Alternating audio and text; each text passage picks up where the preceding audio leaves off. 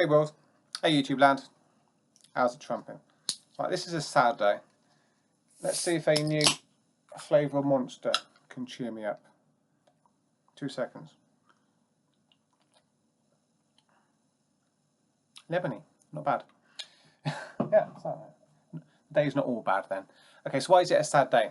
Because I've come to the sad realisation that I can no longer read 2000 AD. I can't justify financially supporting a magazine which is going against everything that I stand for. This is the final prog of 2000 AD that I shall ever read, and I'm sure, actually, I'm pretty much 100% positive that in a couple of years it won't exist anyway. I've been reading 2000 AD for a very long time. 2000 AD was my childhood.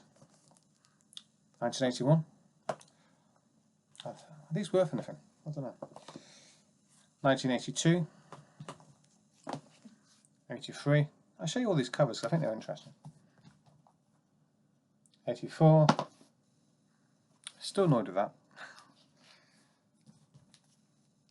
85. 86. 87.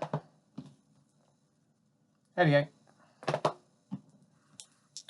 89. 90. In 1991, I guess it's the official end of my childhood.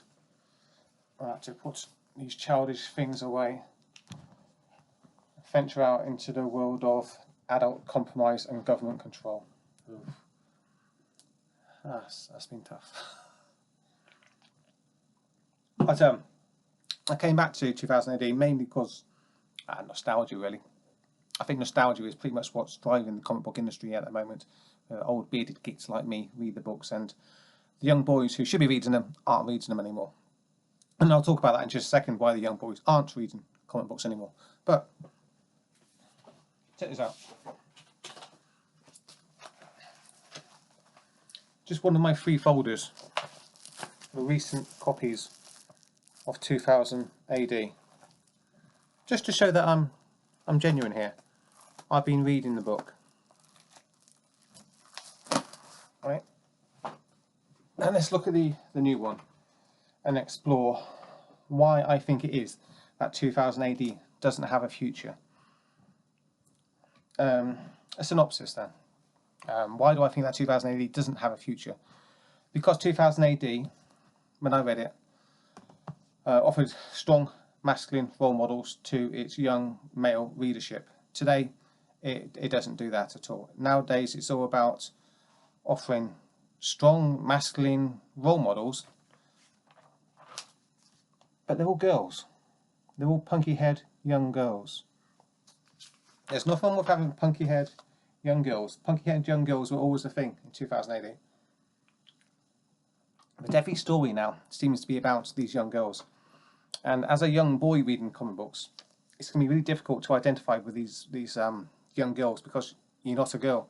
And the girls are very, very masculine. So actual young girls who do value their femininity.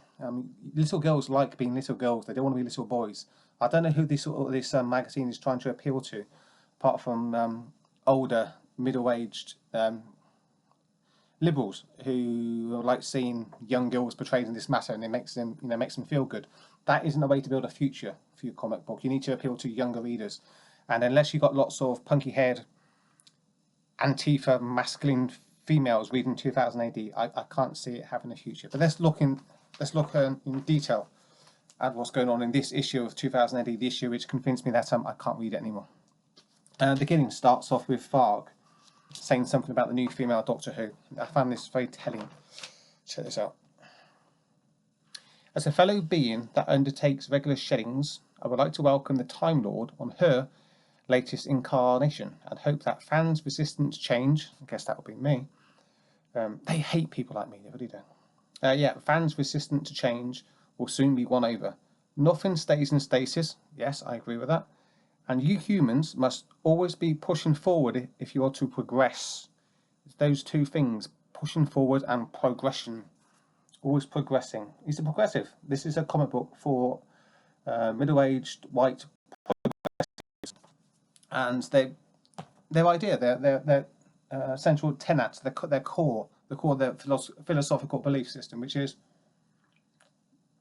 we must push this idea that straight white men, which is kind of them, they are mostly straight white men, are a thing of the past, and now it's all got to be about identity politics. So anyone who's not a straight white man is going to be pushed as the new leaders, because that's history. It's up and up and up and it goes to nirvana, to it's endless progression. This idea that everything's going to get mixed. So it's really anti-genuine diversity.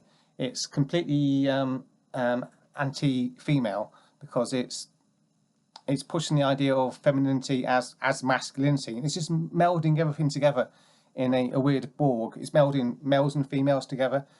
It's melding different cultures together, and it's just this John Lennon ridiculous idea that everything can be blended, and that's going to be create a utopia on Earth, which is completely impossible. We know this; it's been tried before. The Roman Empire was largely destroyed by multiculturalism at the end. Multiculturalism doesn't work. People are tribal by nature. They like to get in their tribes, and when you put all the tribes together, lots of conflict happens. So this idea of melding everything together, the entire idea of multiculturalism, which I'm sure everyone reading and writing 2000 AD will be fully in favour of, it doesn't work, and things are going to come to a head. It's just going to be a civil war situation where the tribes start fighting against each other, which is happening in Iraq now. After we got rid of the evil Saddam Hussein, it's happening in Libya. It happens in every country where you get rid of the central government, and it's going to happen in this country as well, because what we're doing is we're bringing in the tribal identity, the tribal identity-driven people from the Middle East into the West, into a West that no longer believes in its own tribal identity. So you've got white liberals who don't believe that they belong to any sort of tribe, fighting in tribes who they know they belong to a tribe, and there's just going to be conflict, and it's going to be a bad situation for all involved. Okay, hang on. Too much caffeine in this, but it's very tasty. Okay, on to 2000 AD then. I'll zoom through the stories and just look at the protagonist mainly. Young girl who acts like a very masculine man. She's Tank Girl, really. It's all about her, not about Judge Dredd, and the judge, who's another progressive figure, is Nazir. So it's multiculturalism against, who do you think the villains are? Take a guess. Yes, I can just find them. They do stand out. Yeah, this is straight white men. The straight white men are always the villains in 2000 AD now. These are the villains to the progressive agenda. They need to look in the mirror. They're all straight white men themselves. Next story, The Alienist. This is about another female protagonist surrounded by idiot men and fighting against an evil white man. So it's about the young girl again, this one here, being a very masculine character. There's no femininity about her at all. She's a woman in outer form, but everything about her is a man. This is written by, it's normally written by men, Gordon, Rennie, and yes, they're normally written by middle-aged liberals, you know. Middle-aged white liberal men writing young female protagonist characters it's very odd, but I understand why they do it, because it makes them feel virtuous. Next one, this is Pat Mills, still stuck in the 1980s. He's a white male protagonist in this story, which is rare today, as I've been talking about. That's the establishment that he's fighting against are bowler hat wearing, white of course, right wing types. That's the establishment apparently in the UK today. Right wing bowler hat wearing men who must get out of Europe. So they're all about leaving Europe, when the actual establishment in the UK today, the Tories and the Labour, are all about staying in Europe. So it's complete reversal of what's actually happening in the UK today. That's from Pat Mills. It's late 1980s. Next story, great area, is another story. This is from Dan Abnett, and he always does the same thing. With another punky-haired female protagonist who acts like a bloke. And she's feeling great sympathy for the aliens, the immigrants. So it's a pro-immigration story. This one really, with the young girl protagonist. You get in most of the 2000 AD stories today. Last one, Hunted Furies, which I'm kind of enjoying. I miss this one. I miss reading the story. This is the main protagonist. He's obviously a white guy who's he's a villain. Sorry, the main villain is the white guy. And there's a moment in this comic book with another punky-haired young female. You see her there? They've all got the same haircut. Very Antifa. And there she's insinuating sexism in that panel there. So it's the same agenda pushed through. It's the white, middle-class, progressive writers in their 50s and 60s writing about mainly young females with punky haircuts who are fighting against some strange right-wing establishment which doesn't exist. Feeling very virtuous because young girls are victims, apparently.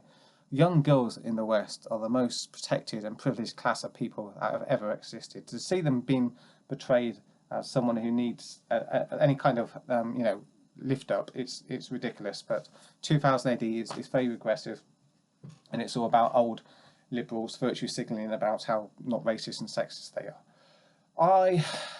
I've come to the conclusion then that I've got to go. I can't do this anymore, man. I can't support a comic book which is so regressive, so leftist, and so pro-establishment, and doesn't have 1 ounce of genuine rebellion about it whatsoever. So, as the only person living in Swindon who buys 2000 AD, this is going to hurt its sales quite a lot, I think. But I'll make a prediction right here and right now. But I don't think that 2000 AD is going to last much longer, because it hasn't got an audience. It's not appealing to the core audience that built it from the beginning. And that core audience is not people my age. It's young kids who read these books when they were young boys, because they offered strong, independent, masculine role models. 2000 AD doesn't do that anymore. 2000 AD doesn't give a crap about masculine role models for young boys. All it cares about is providing masculine role models for young girls. So it's very weird. I don't think it's got an audience, and I don't think it can last. So that's the end of 2000 AD for me. A sad day indeed. We're reading it for a long time, but it has to go. So 2000 AD, thanks for the memories, but our relationship is over. Thanks for checking out my video, and let me know what you think of 2000 AD if you are still reading it. And if you are a progressive liberal, I look forward to your nasty comments down below. So cheers, thanks a lot, and I'll see you all later. Goodbye.